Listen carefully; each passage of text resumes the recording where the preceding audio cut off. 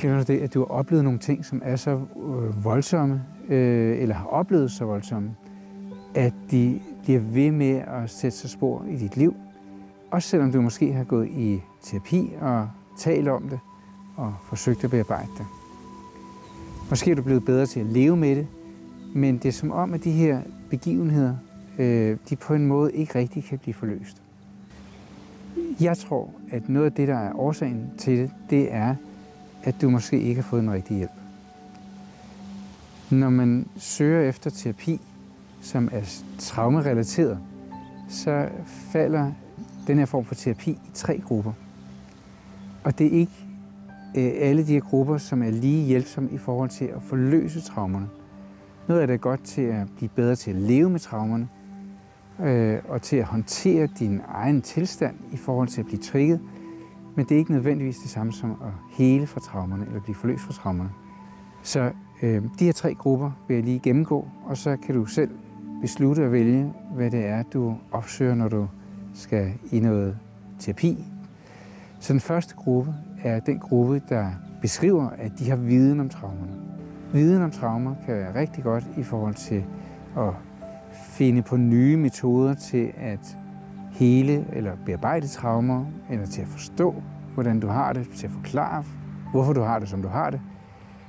Men det er ikke en garanti for, at den terapi, de udøver, den heler dine traumer. Så er der en anden gruppe, som man kan kalde det en traumasensitiv terapi, og den har til fokus at hjælpe dig med at leve bedre med traumerne. Det kan være, at I træner, hvordan du kan blive bedre til ikke at blive taget af dine traumer, når du bliver trigget. Det kan være, at I træner noget vejrtrækning. Det kan være, at I træner noget mindfulness eller noget kropskontakt.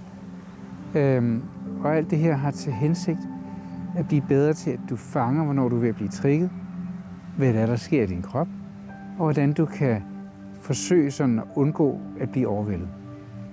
Det er nogle super gode kompetencer, super vigtige kompetencer, ikke bare i forhold til traumer, men i hele taget i forhold til at leve et liv, der er i overensstemmelse med sådan dine dybere værdier. Så intet dårligt ord om det. Det er bare ikke nødvendigvis det, der heler dine traumer. Så den sidste gruppe af traumebehandling eller traumaterapi er det, man kan kalde traumeheling. Og traumeheling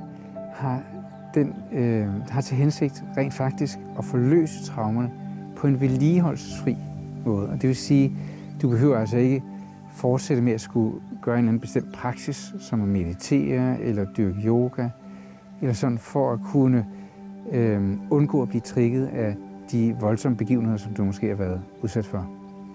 Traumehelende terapi foregår på den måde, at du hele tiden bevarer et ben ind i din modne personlighed, din nutid, og så genbesøger vi de voldsomme begivenheder, men på en måde, hvor du ikke bliver overvældet. På en måde, hvor du hele tiden kan relatere til de begivenheder, du har oplevet. Og det vi arbejder med, det er relationen til traumerne, eller relationen til begivenhederne.